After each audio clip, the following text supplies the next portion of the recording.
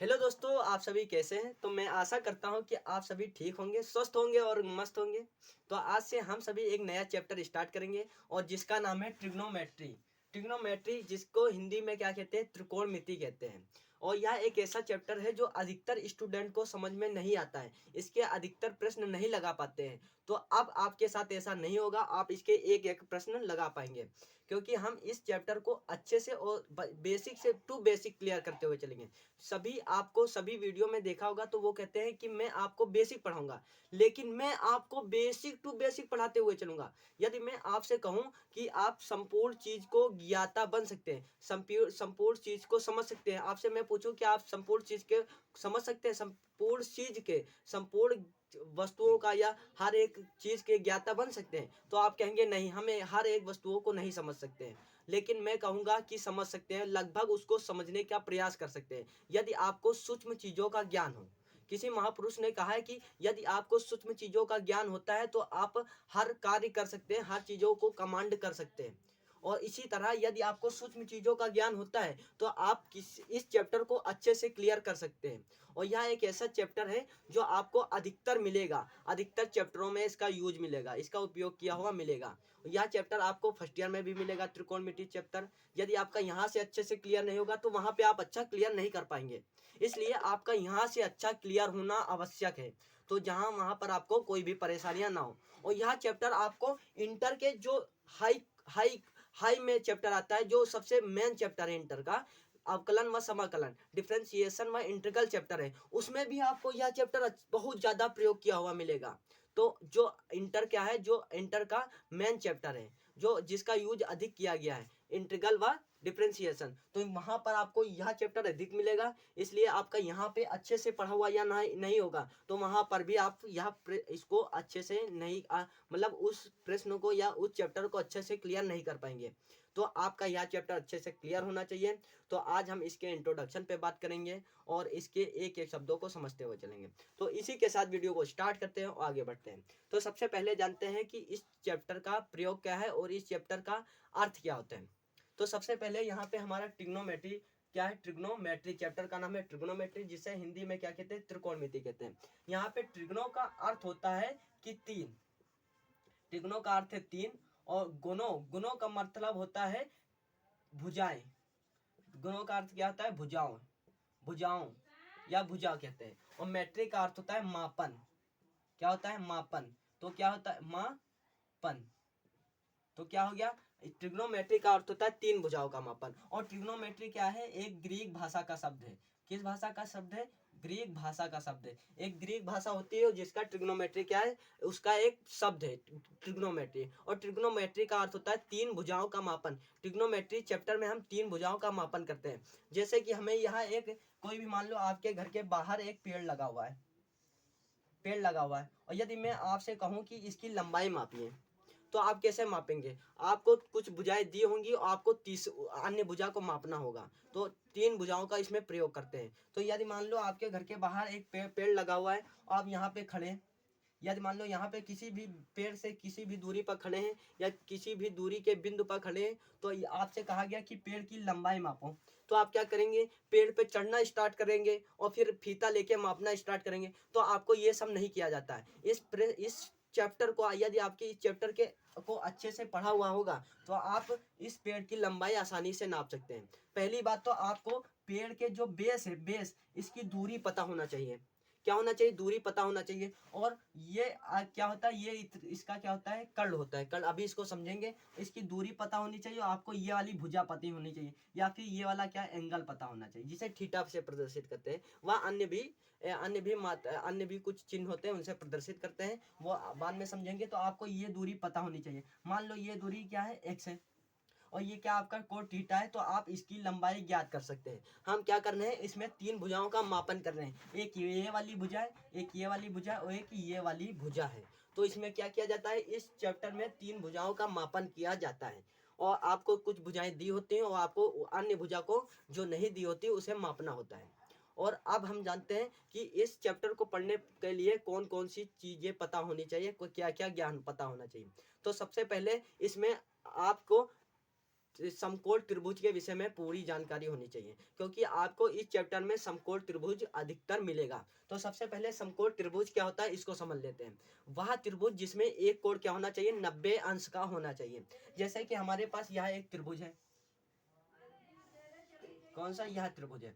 तो अब 90 डिग्री का कोण कैसे पता होगा, यदि कोई रेखा पर कोई चीज लंबवत होती, लंबवत, तो ये क्या बनता है, 90 डिग्री का कोण बनता है। जैसे कि यहाँ यह एक रेखा और इस पे क्या है, यह लंबवत है, तो ये क्या है, 90 डिग्री का कोण है। जब किसी भी रेखा या किसी भी रेखा पर दूसरी रेखा लंबवत होती है तो वहां पे क्या बनता है, कोण 90 डिग्री का कोण बनता है। जैसे कि यहाँ पे बना हुआ है, तो ये इसे क्या कहते हैं, समकोण कहते हैं। और जब किसी भी त्रिभुज में बनता है तो वो कौन सा त्रिभुज होता है, हमारा समकोण त्रिभुज होता है। तो जैसा कि यहाँ पे ये एक भुजा है हमारी, ये वाली भुजा, और इस पे क्या है, ये वाली भुजा लंबवत है, तो ये क्या बनना है, 90 डिग्री का कोण बनना है। जिस त्रिभुज में 90 डिग्री का कोण बनता है तो वो हमारा त्रिभुज क्या होता है, समकोण त्रिभुज होता है। समकोण त्रिभुज, जैसे कि यह हमारा समकोण त्रिभुज है।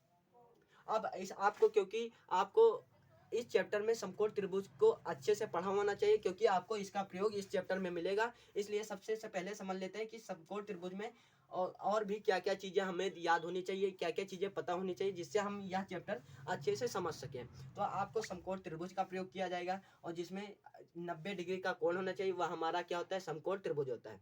और ये हमारा क्या होता है, ये हमारा होता है शीर्ष। ये क्या होता है, शीर्ष होता है। और ये हमारा शीर्ष होता है। ये हमारे न्यून कोण होते हैं, न्यून कोण। और ये क्या होते हैं, ये हमारे न्यून कोण होते हैं। और यहाँ पे कोणों को किससे प्रदर्शित किया जाएगा, कोणों को यहाँ पे जैसे कि थीटा से मैंने प्रदर्शित किया है, इसे क्या बोलते हैं, थीटा बोलते हैं। क्या, थीटा। यहाँ पे आप अन्य भी चिन्ह से प्रदर्शित किए जाते हैं, अल्फा से भी किया जाता है, बीटा से, गामा, वह आपको किसी भी चिन्ह में मिल सकता है प्रदर्शित किया हुआ। तो आप इन सबसे लेना देना नहीं है, जिसमें दिया गया आपको उसी चिन्ह में हल करना है, इससे कोई फर्क नहीं पड़ेगा। तो आपको इस तरह से दिए होंगे। और ये न्यून कोण है। न्यून कोण क्या होता है, वह कोण जो 90 अंश से क्या होना चाहिए, कम होना चाहिए, वो क्या होता है, हमारा न्यून कोण होता है। तो यहाँ पे आपको न्यून कोण तो दिए होंगे और 90 डिग्री दिया होगा। अब हम समझ लेते हैं, ये हमारा क्या होता है, ये होता है हमारा लंब। और ये क्या होता है, ये होता है आधार। और ये क्या होता है, ये हमारा कर्ण होता है। अब हम कैसे जानेंगे कि हमारा कौन सी भुजा कर्ण है, कौन सी भुजा लंब है, व कौन सी भुजा आधार है। अब हम कैसे पहचानेंगे कि हमारी कौन सी भुजा, यदि मान लो आपको इस तरह से त्रिभुज दे दिया जाए, इस तरह से, तो आप कैसे जानेंगे कि इसमें कौन सी भुजा लंब है व कौन सी भुजा आधार है।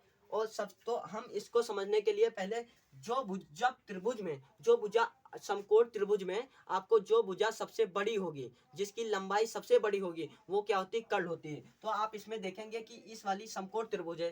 पहले आपको देखना है कि क्या कोई समकोण त्रिभुज है, तो हाँ, ये समकोण त्रिभुज है। इसमें कौन सी भुजा सबसे बड़ी कौन सी है, तो सबसे बड़ी भुजा ये वाली है, ये वाली भुजा है। तो ये हमारी क्या है, कर्ण है। तो इसमें देखेंगे कि यह समकोण त्रिभुज है, हाँ है, ये देखिए 90 डिग्री का अंश का कोण बनना है, तो ये क्या है, समकोण त्रिभुज है। लेकिन अब इसमें सब जानेंगे कि कर्ण कौन सा है। कर्ण को इंग्लिश में क्या बोलते हैं, हाइपोटेनस बोलते हैं। क्या बोलते हैं, हाइपोटेनस, टेनस बोलते हैं, हाइपोटेनस बोलते हैं। तो यहाँ पे सबसे बड़ी भुजा कैसे, कौन सी है, वो हमारी क्या होगी, कर्ण होगी। तो हमारी सबसे बड़ी भुजा बड़ी कौन सी है, ये वाली है। तो ये क्या है, हमारी कर्ण है, कर्ण है, अर्थात हाइपोटेनस है। और यदि आपको इससे नहीं पता चल रहा है तो आप देख लीजिए, जहां 90 डिग्री का कोण बनना है, 90 अंश का कोण बनना है, उसके सामने वाली भुजा, उसके सामने वाली भुजा क्या होती है, कर्ण होती है। जैसे कि यहाँ पे 90 अंश का कोण बनना है, और ये क्या है, हमारी भुजा कर्ण है, इसके सामने वाली भुजा क्या है, ये वाली भुजा है। तो ये क्या हो गई, हमारी कर्ण हो गई। वह भुजा समकोण त्रिभुज में, वह भुजा जो सबसे बड़ी होती है, वो हमारी क्या होती है, कर्ण होती है। अब हम कैसे जानेंगे कि हमारा आधार क्या है और लंब क्या है। अब हमें कैसे पता चलेगा कि कोई भी त्रिभुज में हमारा आधार कौन सा है और कर्ण कौन सा है। तो सबसे पहले यदि आपको यह थीटा इस जगह से देखना हुआ, आपको इस कोण से देखना है कि कौन सा हमारा आधार कौन सा है और कर्ण कौन सा है। तो मान लो ये आपकी आंख है, क्या है, आंख है, आंख। आप यहाँ से देखते हैं कि अब हम यहाँ से देखना है कि हमारा कर्ण कौन सा, लंब है। तो यदि आप इस कोण को लेकर चलते हैं, इस कोण को लेकर चलते हैं, तो ये हमारा क्या होगा, ये पहले तो 90 डिग्री कोण है, समकोण त्रिभुज है। अब ये इस कोण से देखते हैं कि हमारा लंब कौन सा, आधार कौन सा है। तो आपका लंब क्या होगा, जो कोण होगा जहाँ से आप देखेंगे तो उसके सामने वाली भुजा क्या होती है, वो क्या होती है, लंब होती है, लंब, जिसे इंग्लिश में क्या बोलते हैं, परपेंडिकुलर बोलते हैं, परपेंडिकुलर।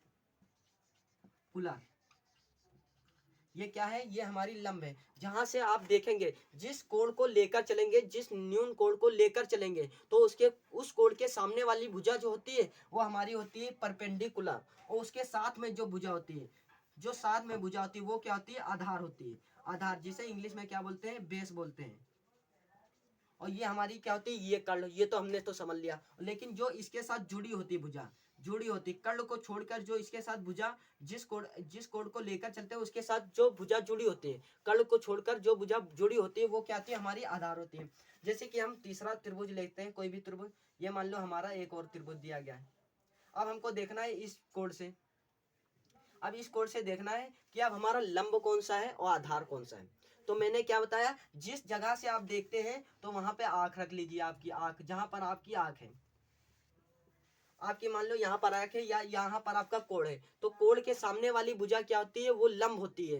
कौन सी, ये वाली क्या हो गई, ये आपकी लंब हो गई। अब पहले कौन सी लंब थी, आपका कौन सा परपेंडिकुलर था, ये वाली भुजा परपेंडिकुलर थी। जब हम यहाँ से देख रहे थे, इस वाले कोण को लेकर चल रहे थे, अब यहाँ से हम कोण, इस कोण को लेकर चलेंगे तो हमारे लिए कौन सी लंब हो जाएगी, ये वाली भुजा लंब हो जाएगी। और आधार कौन सी हो जाएगी, ये वाली जो इसके साथ भुजा जुड़ी हुई है। कर्ण को छोड़कर जो अन्य भुजा जुड़ी होती है इस कोण के साथ, तो वो क्या हो जाती है, हमारी आधार हो जाती है। जैसे क्लियर करना है, जो हमसे एक भी प्रश्न ना छूटे तो ऐसा कुछ करना है। तो आपको इसको अच्छे से पढ़ने के लिए आपको एक चीज का भी पता होना आवश्यक है, जो क्या है, हमारी पाइथागोरस प्रमेय है। यदि आपको पाइथागोरस प्रमेय के विषय में नहीं पता है तो आप इस पर आधारित एक भी प्रश्न नहीं लगा पाएंगे।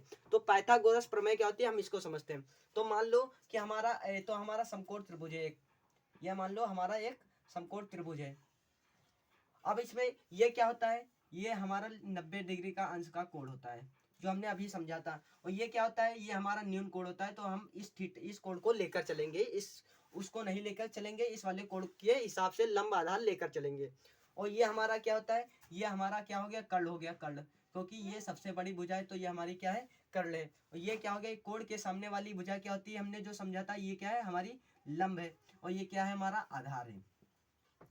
तो इससे पहले हमने क्या, अभी इससे पहले कुछ समय पहले क्या समझा था कि हमारे जो 90 अंश का कोण होता है उसके सामने वाली भुजा कर्ण होती है, और जिस कोण को लेकर चलते हैं उसके सामने वाली भुजा लंब होती है। और कोण के साथ कर्ण को छोड़कर जो भुजा होती है कोण के साथ वाली, वो क्या होती है, आधार होती है। हमने ये समझा था।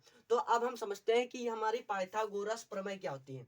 यदि आपको पाइथागोरस प्रमेय पता करना है तो आपको ये चीज पहले पता होनी चाहिए। हमने ये तो समझ लिया था पाइथागोरस के प्रमेय क्या होती है, हम इसको समझते हैं। पाइथागोरस प्रमेय कहती है कि जो कर्ण का स्क्वायर होता है वो इन दोनों के वर्ग के योगफल के बराबर होता है। अर्थात कर्ण का जो वर्ग होता है इन दोनों के वर्ग के योगफल के बराबर होता है। क्या होता है, कर्ण स्क्वायर होता है। कर्ण स्क्वायर क्या होता है, आधार स्क्वायर, और प्लस क्या होता है, लंब स्क्वायर। इन दोनों के योगफल के क्या होता है, बराबर होता है। ये हमारी क्या हो गई, ये हमारी क्या है, पाइथागोरस प्रमेय है। तो अब हम समझ लेते हैं कि क्या होता है पाइथागोरस प्रमेय। कर्ण स्क्वायर इक्वल टू क्या होता है, इज इक्वल टू होता है लंब स्क्वायर प्लस आधार स्क्वायर। कर्ण का वर्ग इन दोनों के वर्ग के, आधार व लंब के वर्ग के योगफल के बराबर होता है। तो आपको समझ में आ गया होगा कि हमें त्रिकोणमिति को अच्छे से क्लियर करने के लिए किन किन चीजों का पता होना आवश्यक है। तो हमने आज इस वीडियो में उन चीजों को समझा और अच्छे से क्लियर किया। तो अब हम मिलते हैं नेक्स्ट वीडियो में, और तब तक के लिए जय हिंद जय भारत।